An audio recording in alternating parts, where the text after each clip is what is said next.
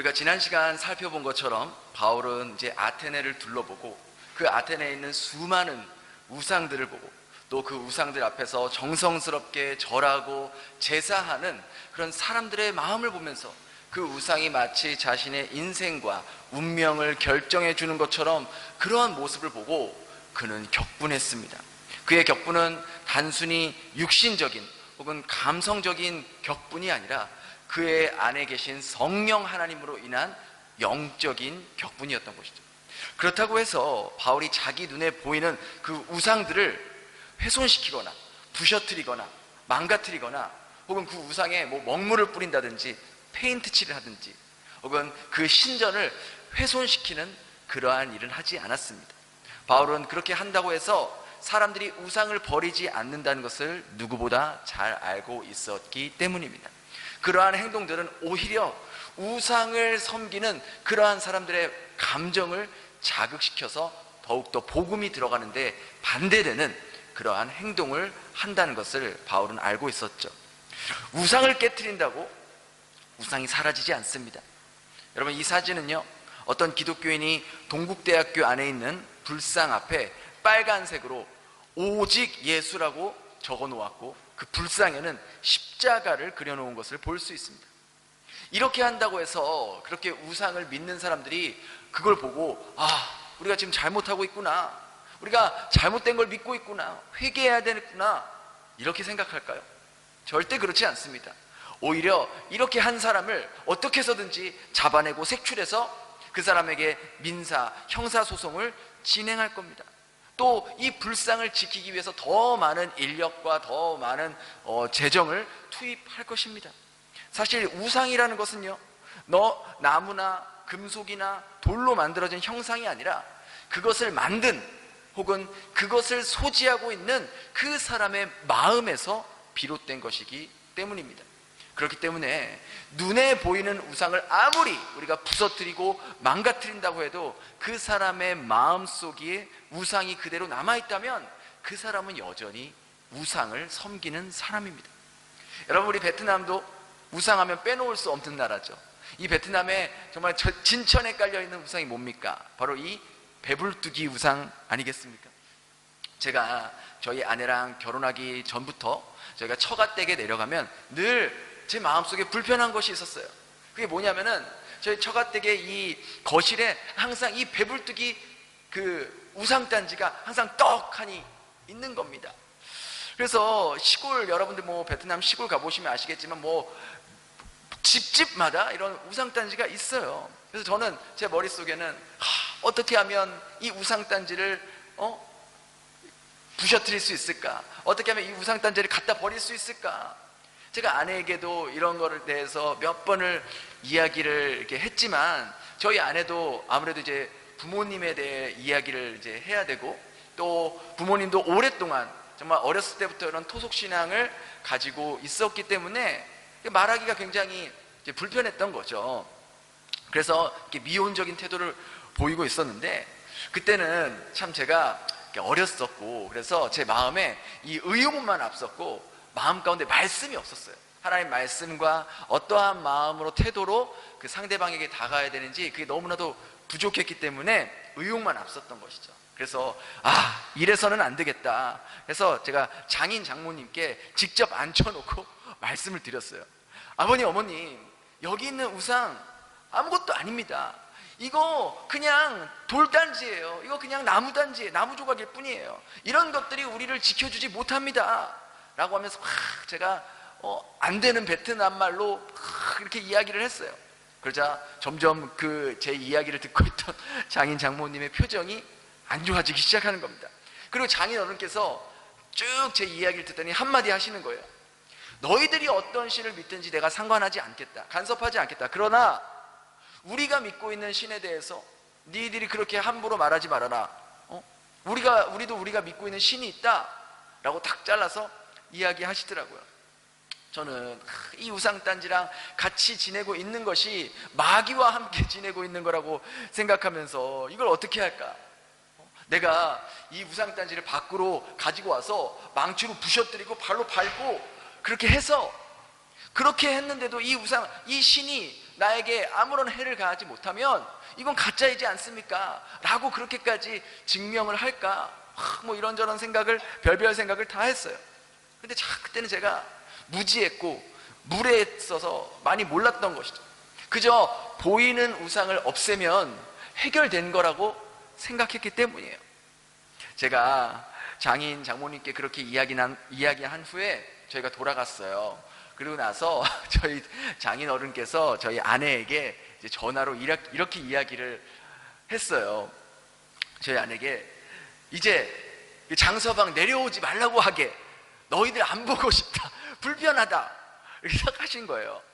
그러니까 저희의 무례하고 무지한 행동으로 인해서 두 분의 마음에 상처를 드린 거죠.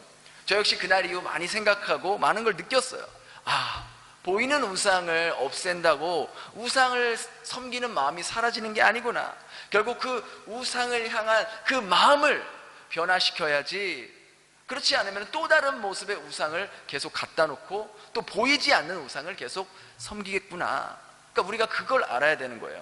이 토속신앙에 물들어 있는 이 베트남은 어딜 가든지 우상단지들이 많고, 또 특별히 저같이 다문화 가정분들은 또 아내 쪽의 영향으로 인해서, 처가댁의 영향으로 인해서 어렸을 때부터 또 집집마다 우상단지들이 또 우상을 믿는 그러한 모습들이 있다는 거예요. 근데 그럴 때 우리가 마음만 앞서서 보이는 우상만 없앤다고 해서 그게 사라지는 것이 아닙니다.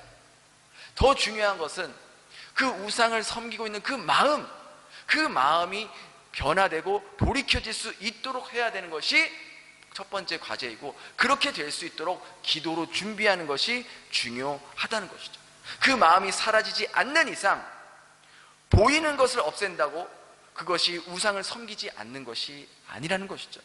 그 후로 저희 부부는 어떤 모습이 저희 장인 장모님께 복음을 전할 수 있는 모습일까 고민하며 생각하면서 꾸준히 두 분을 위해서 간절하게 기도하고, 또 저희 부부가 서로 사랑하는 모습, 또 어떻게 하면 자식된 도리로서 장인 장모님께 잘 해드릴 수 있을까, 그러한 모습들을 보여주려고 노력할 때 장인 장모님께서는 이제 마음을 여시고 몇 년 후에 저희가 믿는 예수님을 믿겠다고 말씀하시고, 그렇게 예수님을 영접하시고 장인어른 스스로 당신께서 당신의 손으로 그 우상단지를 치워버린 일이 있었던 것이죠. 우리는 많은 경우 마치 우리가 하나님께 구원받은 것이 내가 잘나서, 내가 특별해서, 내가 다른 사람보다 선행을 더 많이 하고 착해서 그게 먼저 나를 선택한 거라고 우리가 착각할 때가 많아요. 그러나 그렇지 않습니다. 우리는 지금 아직 하나님을 모르고 있는 사람들이나 우리나 다를 게 아무것도 없어요. 우리 역시 하나님이 나를 만나주기 전까지는 이 세상에 있는 것들을 신으로 삼았고, 돈을 신으로 삼았고, 내가 내 삶의 주인으로 여기면서 살아오지 않았습니까? 그것들이 나를 행복하게 해줄 거라고 믿으며 그걸 지키려고 안간힘을 쓰며 살아오지 않았습니까?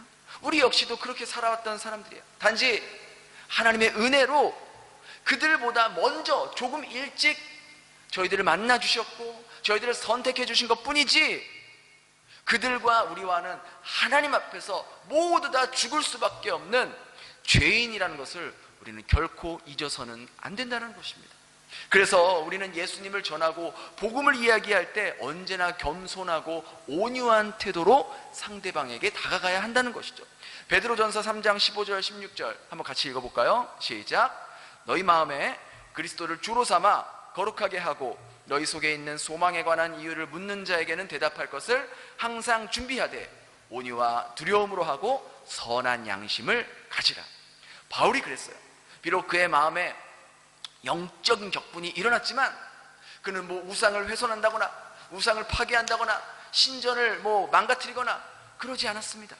오히려 아테네 사람들의 습성을 잘 파악하고 이 아테네 사람들의 모습을 잘 관찰하면서 어떻게 하면 효과적으로 그들에게 복음을 전할 수 있을까, 어떻게 하면 그들을 존중하는 마음으로 다가가서 예수의 복음을 전할 수 있을까라고 생각했던 것이죠. 그래서 바울이 어떻게 합니까? 우리 17절입니다. 17절 같이 읽겠습니다. 시작. 배당에서는 유대인과 경건한 사람들과 또 장터에서는 날마다 만나는 사람들과 변론하니. 여기서 사람들과 변론하다는 말은 토론하다 설교하다, 연설하다라는 뜻이 있습니다. 바울은요 아테네에서 두 군데에서 그렇게 연설하고 설교하고 토론했습니다. 매주 안식일에는 유대인의 회당에 찾아가서 유대인들과 또 유대교로 개종한 이방인들을 위해서 예수의 복음을 전했고, 또 평일에는 날마다, 여기 보니까 성경에 보니까 날마다라고 적혀 있어요. 날마다 장터에서 아테네 사람들에게 예수와 그 복음을 전했습니다. 그 당시 장터는 물건을 파는 시장일 뿐만 아니라 여러 가지 일들을 자유롭게 토론할 수 있는 광장으로도 사용되었던 것이죠. 그렇게 바울이 날마다 아테네 사람들과 또 유대인 회당에서 전했던 그 내용이 무엇입니까? 바로 18절에 그 내용이 나옵니다. 우리 18절 같이 읽겠습니다. 시작. 어떤 에피쿠로스와 스토아 철학자들도 바울과 쟁론할세, 어떤 사람은 이르되 이 말쟁이가 무슨 말을 하고자 하느냐 하고, 어떤 사람은 이르되 이방신들을 전하는 사람인가 보다 하니, 이는 바울이 예수와 부활을 전하기 때문이라. 바울과 그들이 토론하고 연설하고 한 내용은 바로 다름 아닌 예수와 부활에 대한 내용이었습니다. 예수는 누구이며, 예수는 어떤 신이며, 그는 이 땅에서 무엇을 했고 어떤 존재인가, 그것을 이야기했던 것이죠. 바울이 토론했던 사람들 중에서 오늘 본문에 보니까 에피쿠로스와 스토아 철학자들이 있다고 기록이 되어 있습니다. 이 두 사상은, 이 두 철학자들은, 이 사상은 그 당시 헬라 철학의 두 기둥 같은 그러한 사상이었습니다.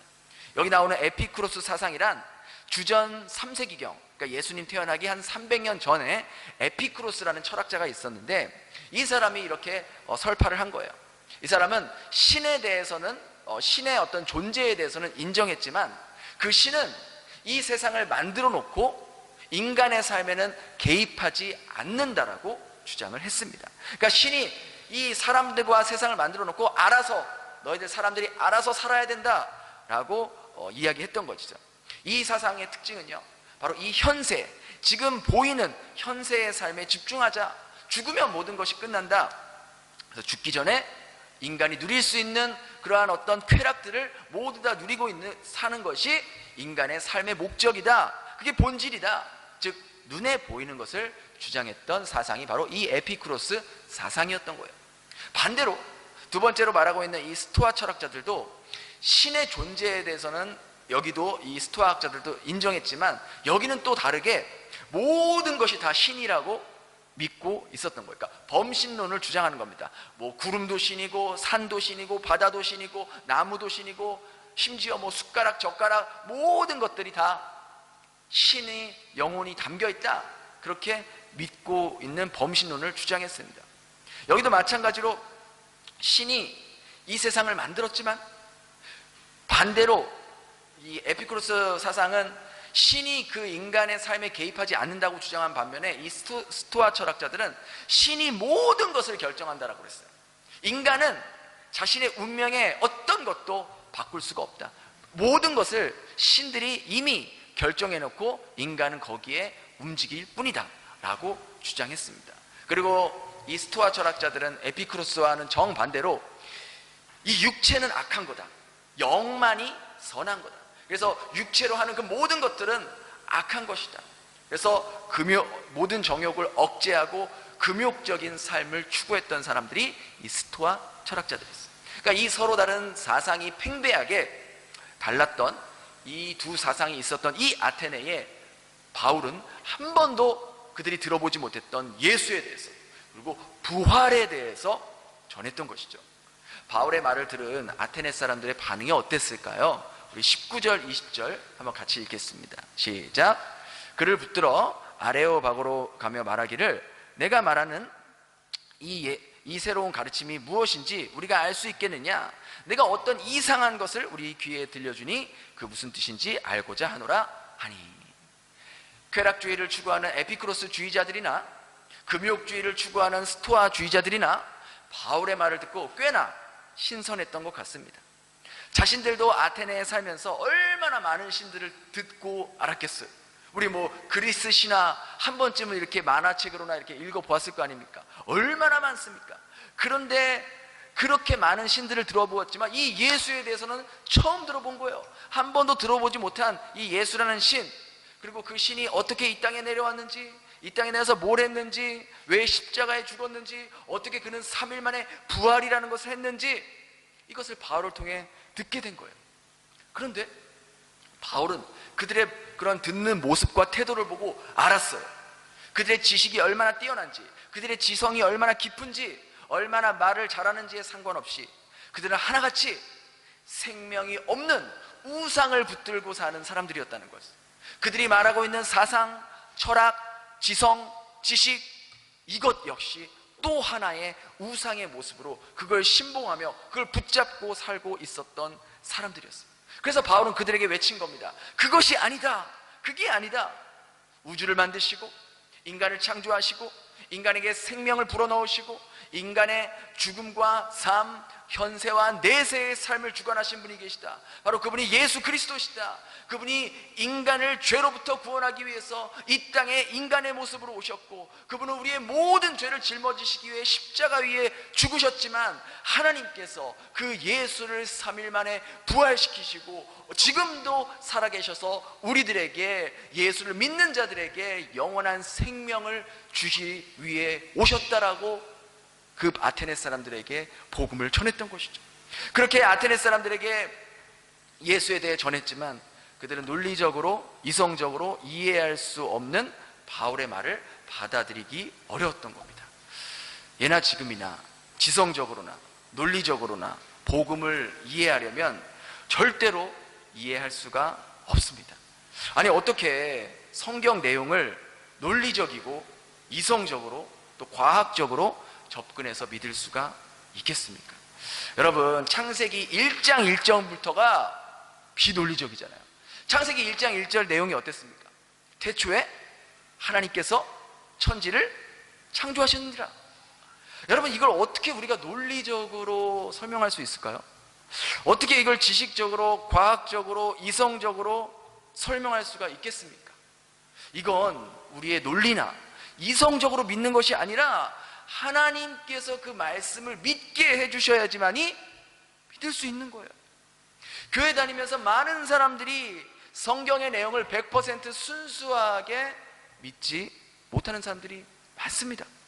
자신의 좁은 지식으로, 자신의 좁은 견해로 무한하신 하나님을 이해하려는 것이 어떻게 가능하겠냐는 거예요. 인간의 지성과 인간의 이성으로 이해할 수 있다면 그게 하나님이겠어요. 우리가 하나님을 믿는 것도, 이 성경의 말씀이 하나님의 말씀이라고 믿어지는 것도 모두 다 하나님께서 믿게 해주셔야만이 우리가 이 말씀을 믿을 수 있는 거예요. 그래서 이 말씀을, 이 믿음을 하나님의 은혜라고, 하나님의 선물이라고 우리가 말하는 겁니다. 여기 계신 우리 베델교회 성도님들 한 번도 빠짐없이 이 하나님의 말씀들이 모두 다 믿어질 수 있길 바랍니다.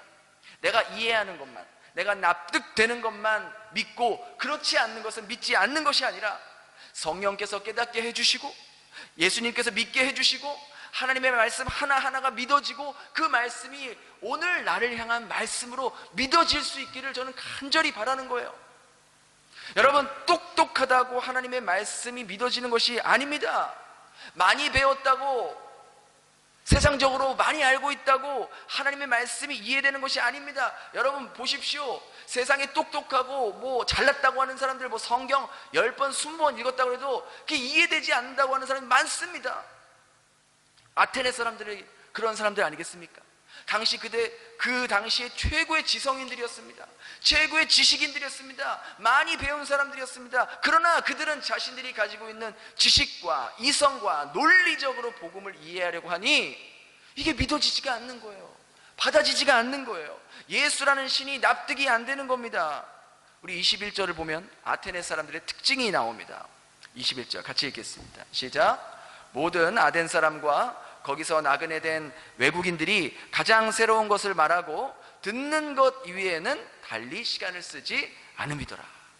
아테네 사람들은 한 번도 들어보지 못한 이 예수에 대해서 들었고 부활해서 들었지만 베레아 사람들처럼 정말로 순수한 마음으로 아, 그 말씀이 정말 그러한가? 구약의 그 말씀들이 이 바울이 말하고 있는 예수가 맞는가? 이걸 대조하고 비교하면서 정말 믿기 위해서, 정말 잘 믿기 위해서 그렇게 궁금증을 갖고 들으려 한 것이 아니라 그들은 단순한 호기심으로, 단순한 지적 만족감을 채우기 위해서 궁금해하고 더 듣고 싶어 했던 거예요. 저 사람 새로운 신에 대해서 소개하네? 저 사람이 말하는 게 도대체 무슨 소리야? 한번 드러나 보자. 근데 좀 말도 안 되는 것 같네. 좀 흥미롭네. 근데 저거는 좀 이해가 안 되는데, 저건 말이 안 되는데. 이런 태도로 바울의 복음을 들었던 것이죠. 왜냐하면 그들은 누군가 새로운 사상이나 새로운 신에 대해서 이야기할 때 그걸 듣고 또 토론하고 변론하는 그런 일 외에는 달리 시간을 쓰지 않는 사람들이었기 때문입니다. 그 당시 사람들은요, 땀 흘려서 현장에서 일하는 그러한 노동은 하층민들이 하는 것이고, 귀족들은 공부하고 배우고 지식을 쌓고 그 지식을 뽐내는 것을 얼마나 더 많이 하느냐, 이런 걸로 시간을 썼던 것이죠. 그들의 지식은 다른 사람에게 도움이 되기보다 자기를 높이려 하고 자기가 가지고 있는 지식으로 다른 사람을 말로 이겨서 내가 너보다 더 많이 알고 있으니까 앞으로 까불지 마, 이런 우월 의식을 누리기 위해서 그들은 지식을 쌓았던 것이죠. 그에 반해 바울은 어떻습니까? 그가 가지고 있었던 예수님에 대한 지식은 다른 사람을 말로 이기기 위한 것이 아니라 다른 사람을 살리기 위해서, 영원한 생명을 전하기 위해서, 예수의 도구가 되기 위해 자신의 지식을 사용했던 거예요. 사실 바울은 다메섹 도상에서 예수님을 만난 후에 곧바로 복음을 전했지만 그는 유대교 종교인들의 핍박으로 인해서 그가 아라비아 광야로 피신할 수밖에 없었습니다. 그래서 거기서 약 한 3년간 체류했다라고 이야기하고 있습니다. 성경에 그가 거기서 무엇을 했고 어떻게 지냈는지 자세하게 기록되어지는 않지만 많은 학자들은 바울이 그곳에서 자신이 만난 예수에 대해서, 그리고 구약에 기록된 그 선지자들의 내용들을 잘 꼼꼼히 살펴보면서 예수에 대해 더 깊은 묵상과 배움과 또 은혜의 시간을 가진 것으로 보고 있습니다. 그는 원래 바리새인이었어요. 그래서 이 구약의 이 율법에 아주 능통한 학자였습니다. 그런 그가 자신이 알고 있던 구약의 내용들, 구약의 지식들이 모두가 예수 그리스도를 가리키고 있다는 관점으로 다시 읽고 다시 연구하고 다시 대조해보고 다시 배우는 그 시간을 바로 아라비아에서 가졌던 것이죠. 그래서 바울은 본격적으로 이제 선교 여행이 시작됐을 때 그가 가는 곳곳마다 어디부터 갔습니까? 바로 유대인 회당에 가서 유대인들에게 바로 그 구약의 메시아가, 그 선지자들이, 이사야가 또 엘리야가 또 하박국이, 그 모든 선지자들이 가르치는 그 구원자, 그 메시아가 바로 이분이다, 바로 예수 그리스도시다라는 것을 누구보다 확신에 찬 모습으로 유대인들에게 전할 수 있었던 것이죠. 어찌 보면 하나님께서 그를 더욱더 효과적으로 사용하기 위해서 아라비아에서 훈련시켰던 기간이었던 거예요. 하나님은 그를 통해서 더 많은 영혼들을 구원하기 위해서 필요한 지식적인 부분들을 갖추기 위해서 그에게 그 시간을 허락했던 것입니다. 이 시점에서 우리의 삶을 돌아볼 수 있기를 바랍니다. 여러분은 하나님이 허락하신 시간 속에서 무엇을 하며 시간을 보내고 계십니까? 아테네 사람들과 같이 새로운 지식, 새로운 것들, 새로운 취미, 새로운 모임 활동, 이러한 것들을 하는 것 외에는 달리 시간을 쓰지 않으며 살고 있지는 않습니까? 그러한 것이 나쁘다는 것이 아닙니다. 왜 그걸 하냐는 것입니다. 그 동기가 뭐냐는 것입니다. 그 목적이 뭐냐는 것입니다. 만약 그 목적과 동기가 나만을 위해서, 나의 만족만을 위해서 하는 거라면 오늘 본문 속 아테네 사람들과 우리가 뭐가 다르냐는 것이죠. 그 당시 아테네 사람들은 복음을 모르고 영생을 모르고 예수를 몰라서 그렇게 살 수 있다고 생각해요. 오늘날로 말하면 하나님 모르는 사람들, 세상의 돈과 세상의 지식이 전부라고 생각하는 그런 세상 사람들, 그렇게 살 수 있습니다. 그들은 자기의 만족만을 위해서, 자신의 삶만을 위해서 살아가는 사람들입니다. 그러나 저와 여러분은 그렇지 않습니다. 저와 여러분은 하나님의 은혜를 경험한 사람들이잖아요. 예수의 복음을 접한 사람들이잖아요. 예수님의 십자가와 죽음과 부활을 알고 있는 사람들이잖아요. 근데 만약 우리가 하나님께서 주어진 이 시간 속에서 이 세상 사람들과 같이, 아테네 사람들과 같이 나의 유익과 나의 만족만을 위해 살아간다면 우리는 예수님의 죽음이 어떤 죽음인지를 깨닫지 못하고 살아가는 것이고, 우리에게 왜 영원한 생명을 주시고 왜 그렇게 우리를 위해서 십자가에서 죽으셨는지를 모르며 살아가는 것과 뭐가 다르냐는 것이죠. 먹고 살기에 바쁘고 세상 지식 배우고 세상 재미 따라가다 살다 보면 나도 모르게요, 여러분, 여기서 5년, 10년, 15년, 20년 금방 지나가는 거예요. 그렇지 않습니까? 우리 베델교회 성도님들 거의 대부분이 최소한 5년에서 지금 10년 이상 베트남에서 지내고 계시잖아요. 여러분, 하나님께서 여러분에게 시간을 허락하실 때, 이 베트남에서 살게 하실 때, 여건을 허락하실 때 예수의 죽음과 부활과 영생과 복음에 대해 더 깊이 아는 일에 여러분의 시간을 더 쓸 수 있기를 바랍니다. 여러분, 우리 솔직히 우리가 아이들 유치원 보내고 학교 보낸 후에 우리에게 어느 정도 개인 시간이 있잖아요. 물론 집안일하고 여러 가지 일 처리하느라 바쁠 때도 있지만 우리가 한국에서 직장 다니고 아이 키우고 할 때랑 비교하면 우리에게는 정말 개인 시간이 많습니다. 우리 남성분들 중에서도 한국에서보다 여기 살면서 더 여유 시간, 개인 시간 있는 분들 있지 않습니까? 우리가 한국에서 살면 얼마나 바쁘게 삽니까? 개인 시간을 가지고 싶어도 가질 수가 없잖아요. 직장 다녀야지, 애 키워야지, 뭐 친정, 시댁, 형제들, 친구들, 경조사 다 챙겨야지. 또 우리를 유혹하고 있는 게 얼마나 많습니까? 놀거리들, 갈거리들이 얼마나 많습니까? 마음 쓰고 생각하고 모임에 참여하다 보면 정말 개인 시간을 갖기 힘듭니다. 근데 하나님께서 여러분들에게 이 땅 베트남에서 살 수 있는 여건을 허락해 주셨잖아요. 그게 앞으로 몇 년이 될지 모르지만 하나님께서 이곳에서 여러분들의 삶을 허락하실 때 하나님을 더 알아가는 일에, 예수의 죽음과 부활과 복음을 배워가는 일에 여러분들의 시간과 마음을 쓸 수 있길 바랍니다. 우리가 배우고 알아야 하나님께서 우리를 사용하시죠. 우리 안에 아는 게 없으면 사용하고 싶어도 못 사용하세요. 교회는 5년, 10년, 20년 다녔는데 복음에 대해서 이야기해보라 그러면, 예수에 대해서 이야기해보라 그러면 아직도 여전히 머뭇거리고 어디서부터 어떻게 이야기해야 될지 당황하고 주저하는 우리들의 모습을 우리가 너무나 잘 알고 있지 않습니까? 하나님께서 허락하신 이 시간 속에서 세상의 지식과 또 어떤 취미 배우는 것도 필요합니다. 그게 필요 없다는 게 아닙니다. 그러나 그것보다 더 우선시해야 될 것, 하나님을 더 가까이 하고 하나님이 허락하신 이 시간 속에서 하나님을 더 깊이 알아가는 그 일에 여러분들의 스케줄을 조정해 보시고 여러분 삶의 우선순위를 바꿔보시길 바랍니다.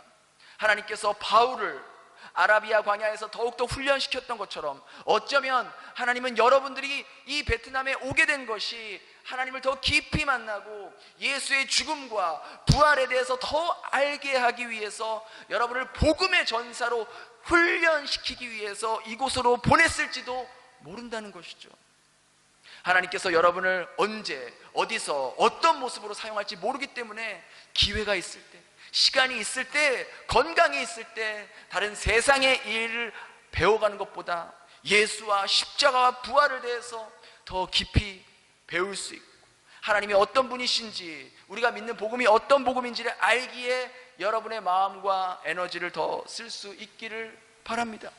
저희가 매주 화요일마다 공부하고 있는 이 리딩 지저스 프로그램이 있습니다. 1년 6개월 동안 진행되었는데 이제 이번 주 화요일이면 그 1년 6개월의 그 배 기간의 기간이 끝납니다. 창세기부터 요한계시록까지 쭉 일독하면서 특별히 이 성경을 읽을 때 예수 그리스도의 관점으로 이 성경을 읽고 훈련하고 배우는 시간이었습니다. 근데 이 성경 공부를 인도하는 분이 제가 아니라 바로 정보영 집사님이 인도하셨어요. 정보영 집사님도 예전에 이걸 이렇게 가르쳐 본 적이 없으셨습니다. 이번에 처음 가르치는 겁니다. 근데 얼마나 재미있고 잘 가르치시는지 몰라요. 성경 공부 시간마다 함께하는 성도들에게 유익한 자료들을 제공하고 또 정보들을 알려주시고 더 성경을 쉽게 이해할 수 있도록 지도하는데 저보다 더 잘 가르치시더라고요. 이번에 처음 가르쳤는데 이렇게 잘했는데 앞으로 두 번째, 세 번째 가르치실 때 얼마나 더 잘 가르치시겠어요. 첫 번째 가르쳤을 때보다 더 아쉬웠던 부분들, 여기에서 조금 더 내가 이걸 더 강조할 걸, 그러면서 더 보완하고 더 계속 수정하면 앞으로 얼마나 하나님께서 그분의 삶을 통해서 예수 그리스도를 전하는 일에 사용하시겠냐라는 것이죠. 이 시간을 통해서, 그 성경 공부 시간을 통해서 누가 가장 큰 혜택을 받을까요? 누가 가장 큰 수혜자일까요? 수업에 참여한 우리 성도님들도 많은 혜택을 받고 은혜를 받았지만 뭐니 해도 이 수업을 준비하기 위해서 미리 공부하고 자료를 찾고 하나님 앞에 기도함으로써 도움을 구한 우리 정보영 집사님이 가장 큰 은혜를 받지 않았겠습니까? 아마 모르긴 몰라도 이 수업을 준비하면서 하나님과의 관계가 더 깊어졌을 것이고, 그 자료를 찾은 가운데 이런 뜻이 있었구나, 이런 의미가 있었구나, 하나님이 이런 깊은 뜻이 있었구나, 이런 것을 발견해 나가는 그 기쁨이 여러분 정말 아는 사람만 알아요. 경험해 본 사람만 알 수 있는 겁니다. 하나님께서 우리 집사님을 통해서 또 언제 어디서 어떤 모습으로 사용할지 모르는 거예요. 한국에서 이걸 또 가르치게 하실지, 아니면 제3국에서 다른 나라 가셔서 다른 나라 또 한인교회에서 섬기면서 가르치게 하실지 모르는 겁니다. 우리 정 집사님도 다른 분들처럼 여러 가지 일들로 바빴겠지만 하나님께서 주신 시간 가운데 예수의 죽음과 부활을 더 알아가는 그 일에, 더 깊이 깨닫는 일에 자신의 마음과 에너지를 썼기 때문에 하나님께서 하나님의 때에 이분을 사용하신 거예요. 그런데 하나님은요, 여기 계신 정 집사님 뿐만 아니라 여기 있는 여러분 모두를 이런 모습으로 사용하기를 원하신다는 겁니다. 여러분들의 재능을 통해서, 여러분들이 가지고 있는 음악의 재능, 미술의 재능, 어떤 사람은 또 음식의 재능, 어떤 노래를 통해서, 또 지식을 통해서 우리 안에 계신 성령 하나님께서 바로 여러분들의 삶을 통해서 여러분이 믿고 있는 예수와 죽음과 그 부활과 영생을 다른 사람들에게 전하기를 소망하신다는 거예요. 아테네 사람들처럼 그저 자기 만족만을 위해, 자기 즐거움만을 위해 시간을 쓰며 살다가 공동묘지에서 한 줌의 죄로 사라져버리는 그런 허무한 인생이 아니라, 주님께서 허락하신 시간 속에서 나를 구원하시기 위해 이 땅에 오신 예수님의 죽음과 부활을 더 깊이 생각하고 날마다 그 말씀의 은혜를 힘입어 오늘을 살아가며 나를 살리신 그 예수의 사랑을 내 삶으로 전하며 살아갈 수 있는 이 시대의 바울로서, 이 시대의 주님의 도구로서 쓰임받는 여러분의 삶이 될 수 있기를 예수님 이름으로 축원합니다. 기도하겠습니다. 하나님 감사합니다. 오늘 말씀을 통해 하나님의 은혜로 구원받는 자녀의 삶의 모습을 보았습니다. 영원한 형벌에서 벗어나기 위해 하나님이신 예수님이 십자가에서 목숨을 던져 저희들이 다시 영원한 생명을 얻고 살아가고 있지만, 저희들은 지금 이 땅에서 무엇을 보며 무엇을 위해 시간을 사용하고 있습니까? 사라질 것들을 바라보면서 영원하지 않는 것들을 소유하기 위해 하나님께서 허락하신 이 제한된, 이 유한한 시간을 사용하고 있지 않는지 돌아보게 하여 주시옵소서. 하나님께서 더욱더 가까이 말씀을 가까이 하라고, 그 안에 더 깊이 거하라고 좋은 환경을 허락해 주셨건만, 저희는 그러한 환경도 내 유익만을 위해, 내 재미와 내 쾌락만을 위해 이 유한한 시간을 사용하고 있지는 않았는지 돌아보게 하여 주시옵소서. 언젠가 사라질 이 세상의 것들을 위해서 시간을 사용하는 어리석음을 범치 않게 하여 주시옵소서. 날마다 부활의 생명 속에서 주님과의 깊은 관계를 갖기 위해 참된 생명의 삶을 살아갈 수 있게 도와 주시옵소서. 부활의 생명 속에서 내가 마땅히 해야 할 일들을 찾을 수 있게 하여 주시고, 저희들의 영혼을 깨워주시고, 내가 오늘 살아가는 이 하루가 예수님의 핏값으로 살아가고 있다는 것을 기억하며 살게 하여 주시옵소서. 언제 어디서 어떤 모습으로 저희를 사용할지 모르니 늘 준비되어 있는 모습으로 주님의 말씀에 순종할 수 있는 마음의 준비가 되어 있는 자들로 살아가게 하여 주시옵소서. 그렇게 저희들의 삶 가운데 일하실 주님을 기대하오며 예수님 이름으로 기도드렸습니다. 아멘.